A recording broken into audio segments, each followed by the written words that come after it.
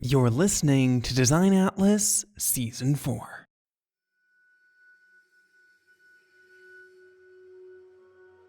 Plastic. It's everywhere in our society.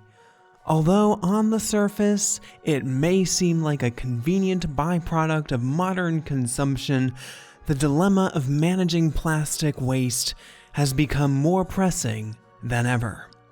What becomes of this discarded plastic, and how can we, as creative individuals, contribute to addressing this issue?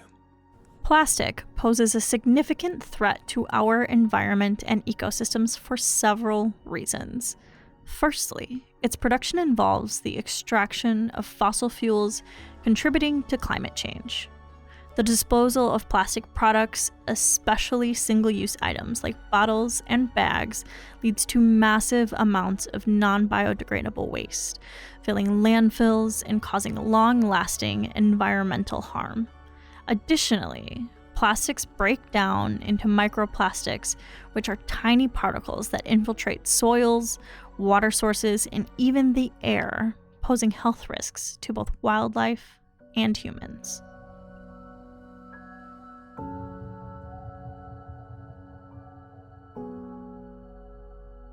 As creatives, we have the power to influence change and raise awareness about the harmful impact of plastic on our planet.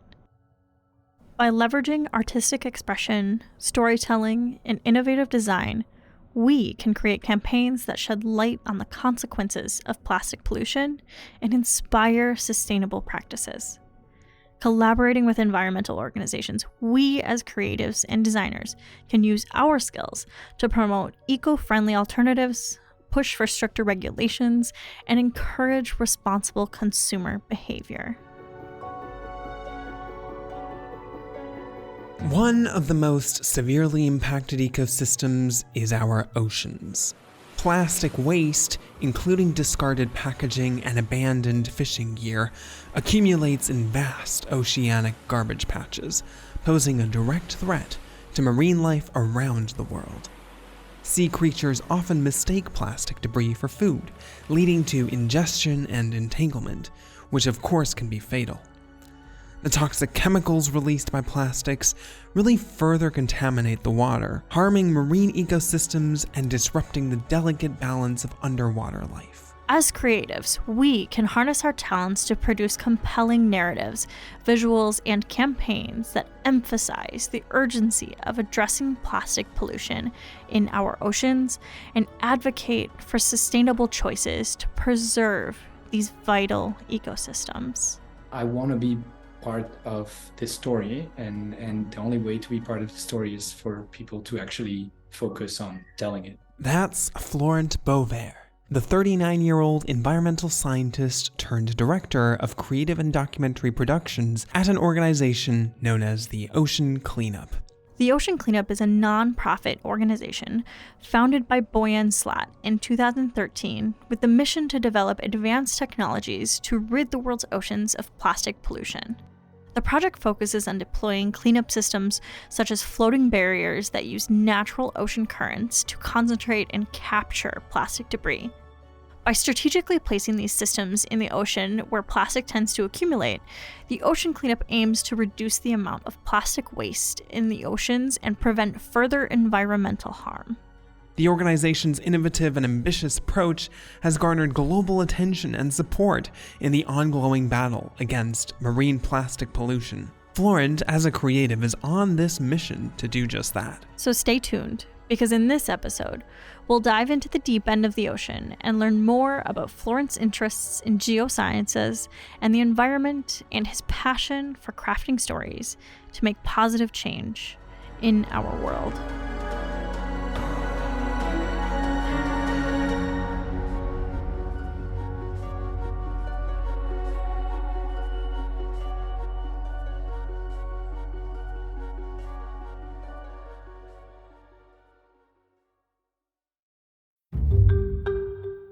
Before the ocean called, Florent Beauverd found solace and joy in his childhood pursuits, immersing himself in a world of Lego and attempting to capture his imagination through drawing. I didn't really become good at drawing by any measurement, but I think I always like to focus on something and like to create something.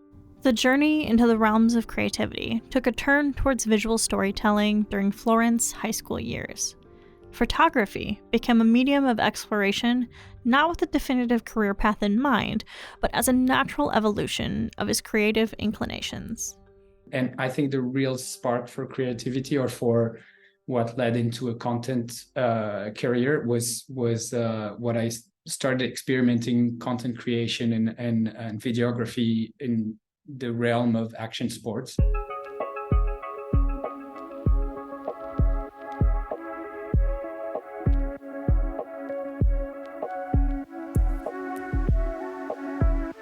And so we find Florent skiing in the Swiss Alps. It was here, in the heart of the action sports world, that the spark of creativity ignited into a flame. The desire to document, to tell stories, and to express himself through the lens began to take hold. At that time, I picked up a camera and I was like, okay, I want to create, stories, and I want to follow what we're doing here in the mountains. And then I really started to pick up the camera as okay, this is a good tool for me to express myself. The path was set, and the lens became Florent Beauverd's gateway to a world where creativity and storytelling would soon collide with a greater purpose: his journey with the Ocean Cleanup Project. Florent's journey towards becoming an environmental scientist traces back to his formative years in Switzerland.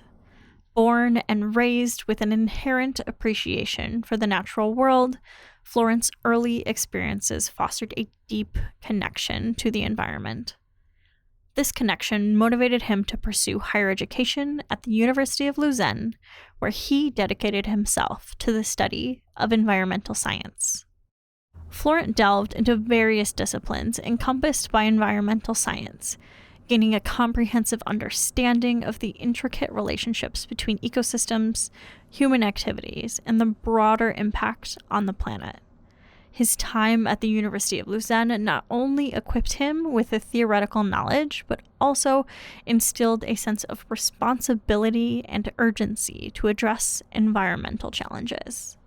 For me, I'm more a scientist than a creative director in my headspace.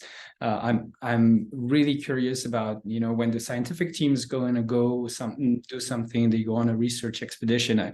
I want to read the entire plan they have and understand everything they're about to do. And I'm very curious about the actual subject, creating content around that is kind of like it's kind of a pleasure on top of being involved with that. Right when I started with the Ocean Cleanup, it was back in September 2016. Florent landed the role not only in part due to his killer creative skills, but because he had a keen interest and background in the environmental sciences. He vividly remembers the application process to land the position at the Ocean Cleanup.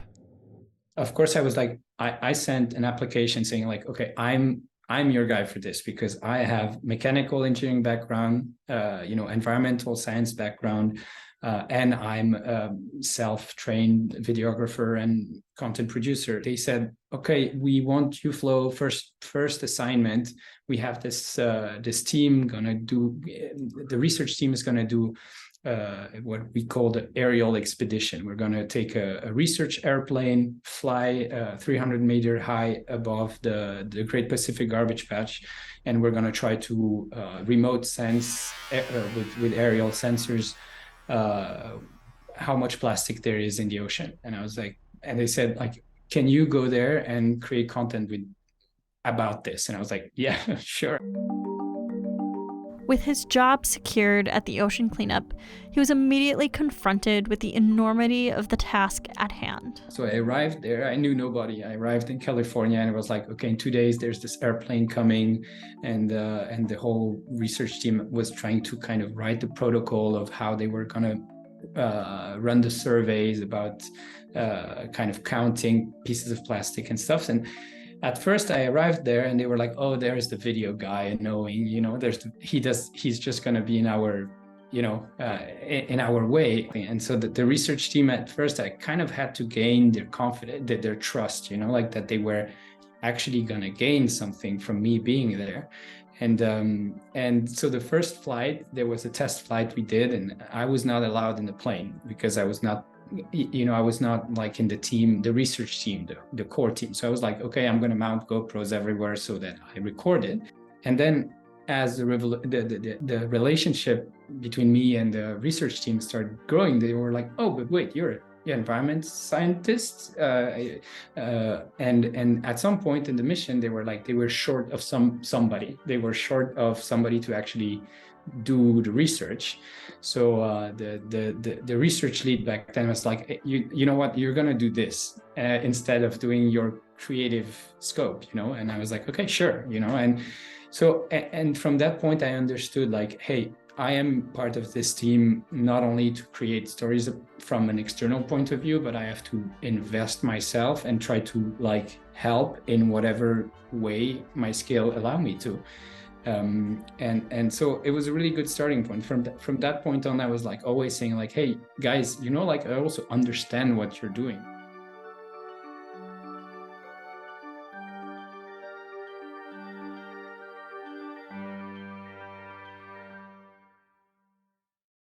From the moment he recognized that his contribution extended beyond external storytelling, a new chapter began.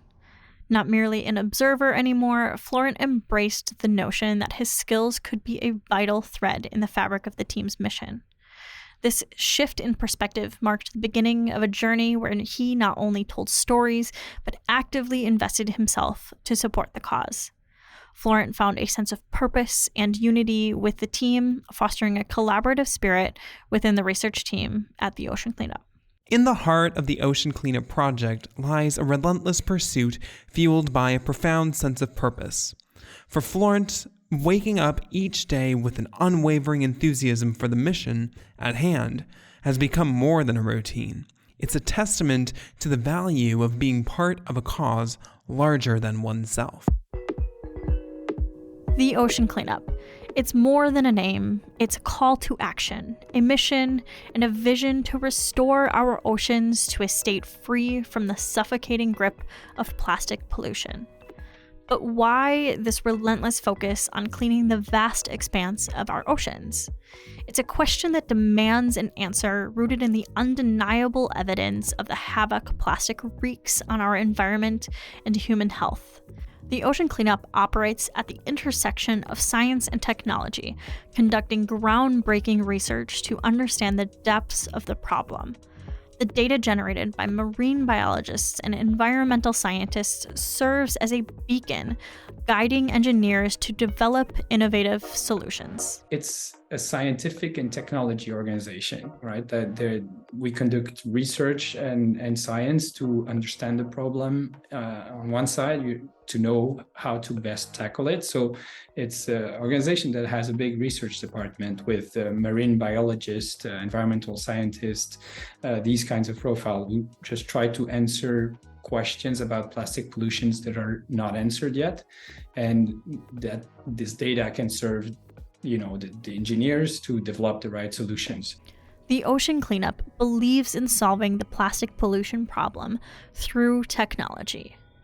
Innovative solutions designed to remove both legacy pollution in the form of garbage patches and to stem the flow of new plastic entering our oceans through rivers around the world. These strategic initiatives form the backbone of the organization's efforts. Why the relentless focus on cleansing the oceans? The answer lies in the vast negative impacts plastic inflicts upon our environment, wildlife, economies, and tourism. Therefore, plastics have a number of negative impacts that justify the effort to try to remove it from even some of the most remote areas of our planet.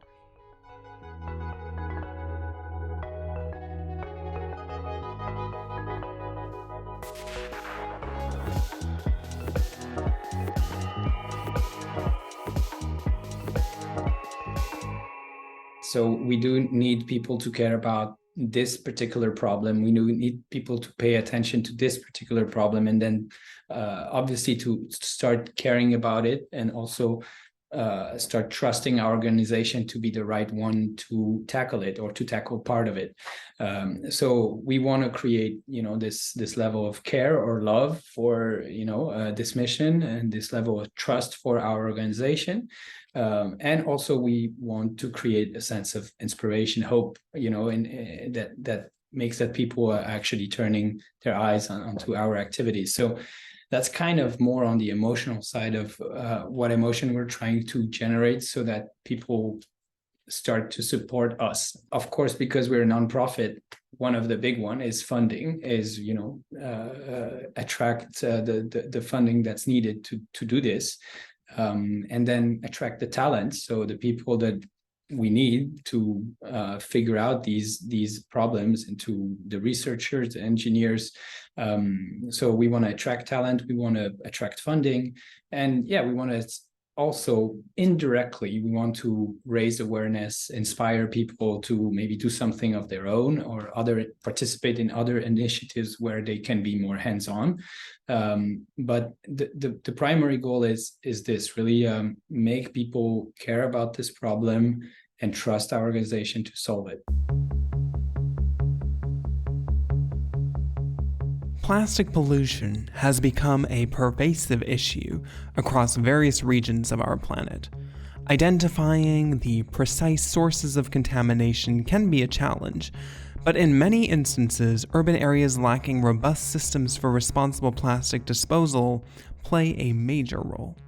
Consequently, a substantial amount of plastic waste from these cities finds its way into rivers, ultimately entering the oceans. While it's essential to recognize that no single country bears sole responsibility for the current crisis in oceanic plastic pollution, a notable proportion of this issue stems from developing nations that grapple with insufficient resources for effective waste management. I've been more shocked by location like Guatemala, like the Dominican Republic. I've been to Malaysia, to Indonesia, to the place that we were trying to understand where to place technology in priority. And in some of those places, I was like, okay, there is also a very big systemic problem here. Not that hopefully we can kind of tackle some of it, but it's just so. Sometimes the scale of the problem is very scary to see, and so you're in the middle of nature, and it's basically you're walking on only trash as far as you can see. And so these things kind of like hit you pretty hard, because you're like, if you love nature, I mean, everybody loves nature. It's not special to me that I like nature, or that I like mountains or the ocean or beaches. I mean, it's devastating to see places that should be just beautiful rainforest that are just like covered in trash, and so that realization happened to me different places, different moments. And I think another thing that also hit me hard is when I saw wildlife being directly affected by it. And that happened once in Malaysia. I was kind of I was with the scientific team back then. They were doing drone surveys to try to map the plastic pollution in a river.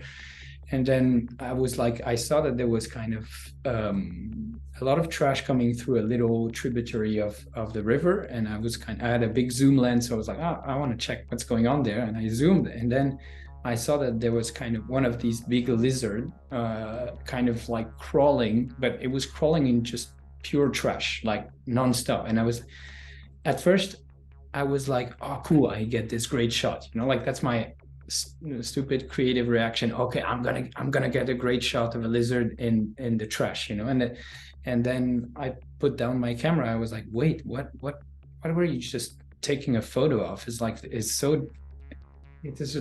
just so, this lizard is just living in this environment, is eating this stuff. And it's like, so I don't know, sometimes all of a sudden you start to have empathy for this lizard and be like, oh no, this is really a terrible situation that it is in.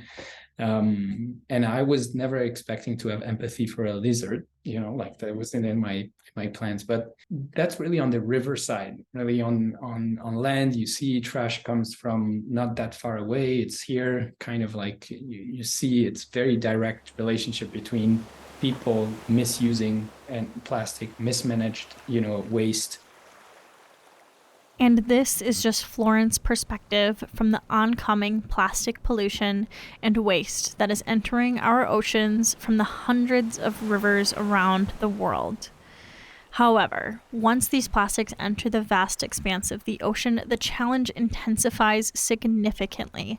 Factors such as water currents, varying depths, and unpredictable sea storms compound the complexity of the situation. The enormity of this task becomes apparent when considering the immense scale required to detect and locate plastics in the ocean, gather them quickly, and subsequently transport the collected waste back to land for recycling. It ends up there, you're like, okay, we can do something about this. Out there in the ocean, when I went to the Great Pacific Garbage Patch, that's something that you sail 5.5 days to get there. It's 5.5 days of nothingness, 5.5 days of there's nobody, there's not a shop, there's not a source of plastic anywhere nearby. And then you start arriving to the kind of the hot spots, which, it's not a mountain of trash. It's not an island of trash, nothing like it. If you look naked eye, it's just blue ocean. If you don't pay attention, it's perfectly fine. But then you start to see one piece and one piece and one piece and one piece, and it's all around you, so then you're like, hey, wait, we are like 5 days away from everything, and there are all these things around us, but still it is still like, okay, it doesn't look that much if you don't start to make calculation of how much it is in this entire environment. And I think I really started to realize it was a real problem when basically at the same time that the technology started working, when we could actually accumulate it and extract it. When you see that, okay, we extract a big pile of trash, then okay, this was here. I couldn't really see it, that it was this pile of trash until it was like dumped on this vessel. The realization of how bad the situation out there in the ocean really is tied to the fact that we're extracting it. At that moment, you're like, okay, wait, that's a lot of trash.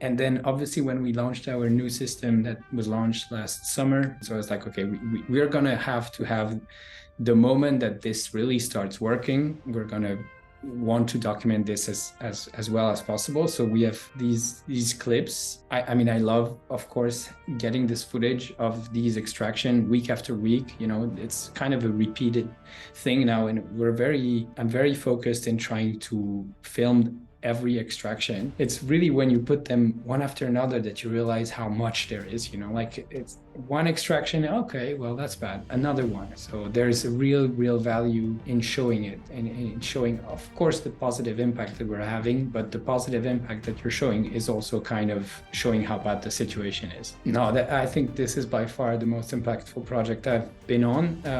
I mean, I've been blessed in participating in other great things before.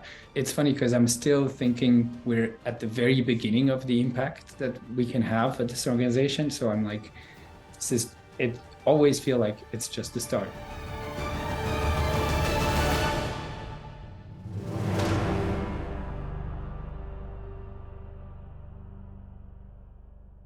As previously highlighted, plastic pollution often eludes the naked eye when one finds themselves amidst the vastness of the ocean.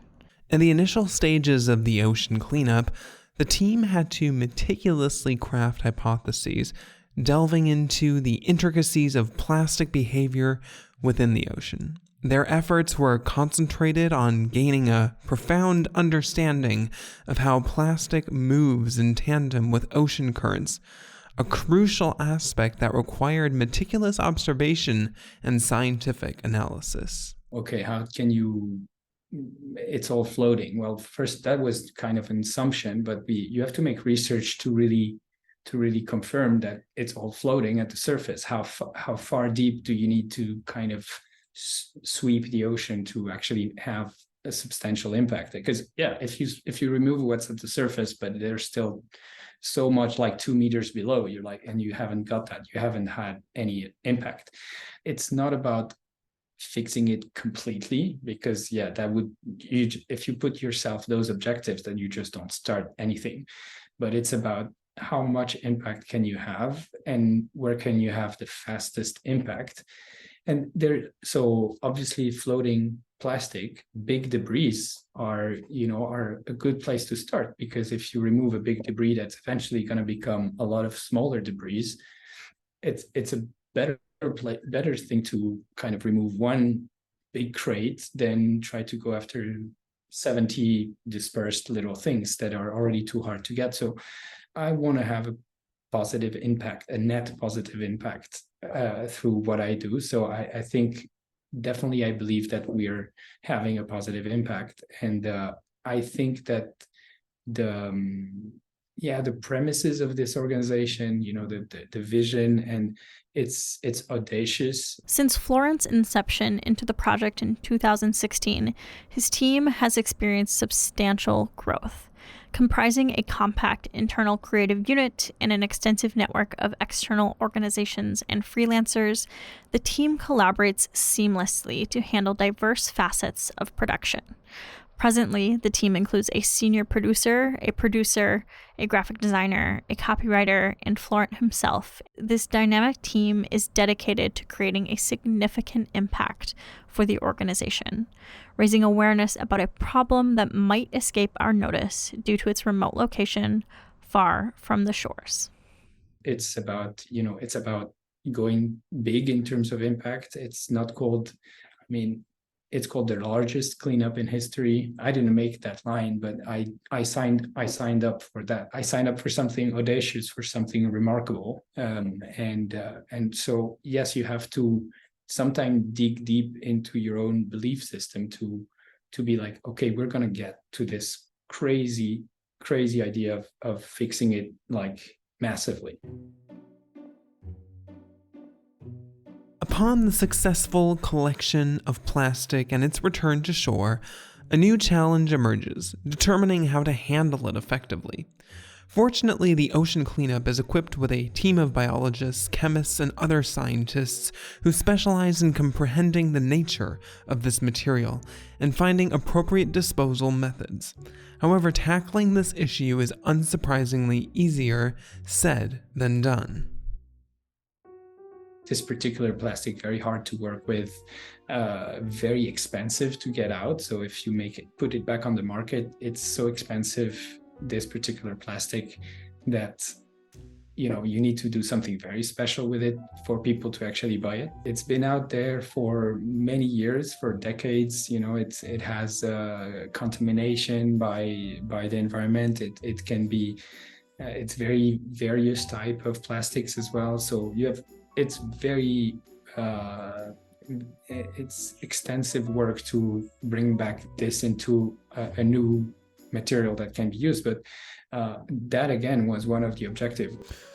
Addressing the situation at hand is crucial, but being proactive holds even greater significance.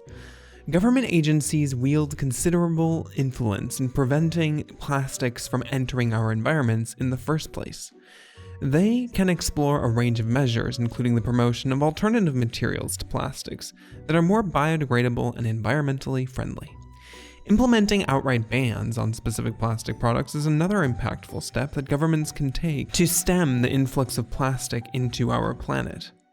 The power of governmental action lies in shaping policies that prioritize sustainable practices and mitigate the environmental impact of plastic pollution from the outset.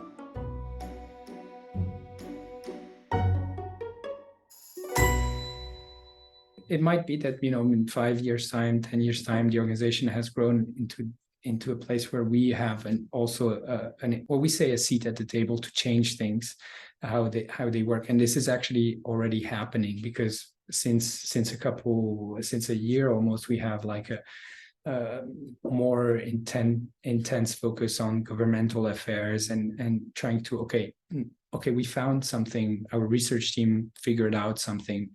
How do we make sure the results of a study is, being watched by the right people in the right countries to change it?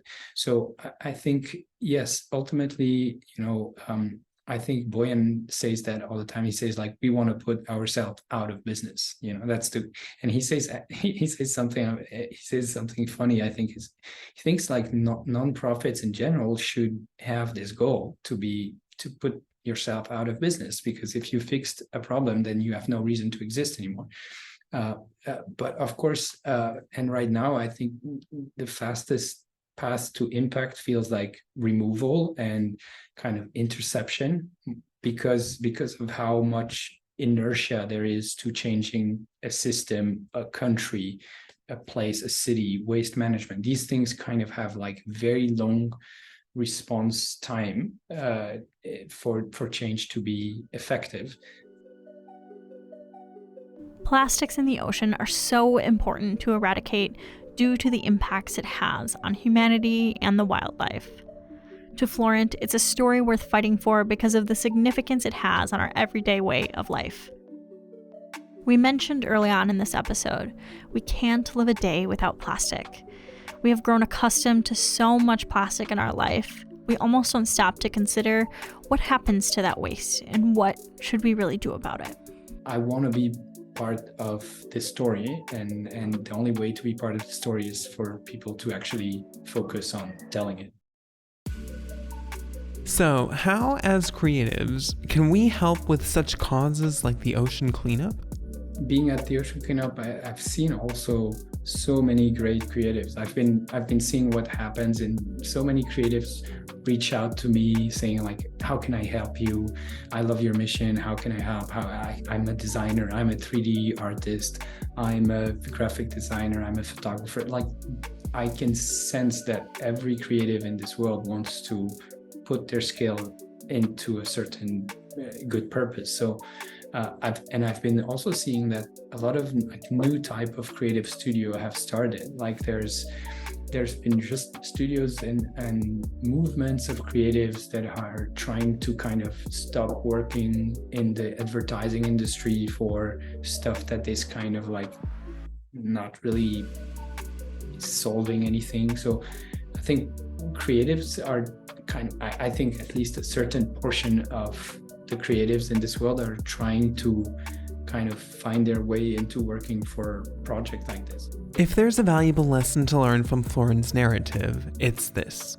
Even when faced with seemingly insurmountable challenges that tempt us to surrender, maintaining hope is paramount. The act of storytelling holds profound significance, capturing the attention of all, and if armed with the right creative process, one can influence daily actions by shaping people's choices and behaviors around a central issue. As creatives, we have the power to convey, understanding firsthand in a world desperately in need of reduced plastic usage to foster a safer, a cleaner, and a happier, more living environment. It's a call to action, a reminder that through our creative endeavors, we possess the ability to impact positive change and contribute to the collective effort of making our world a better place.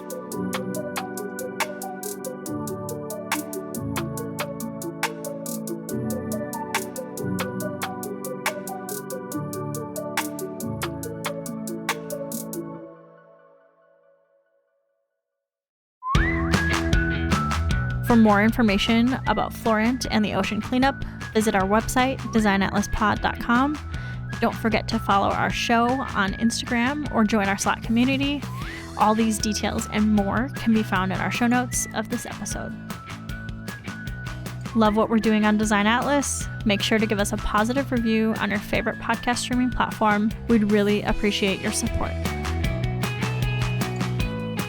Stay tuned for our next episode, which launches next Thursday, featuring Ambika Prakash, a principal and creative director at 82 Degrees social impact, branding, and design studio based in Washington, D.C. You are listening to Design Atlas Season 4.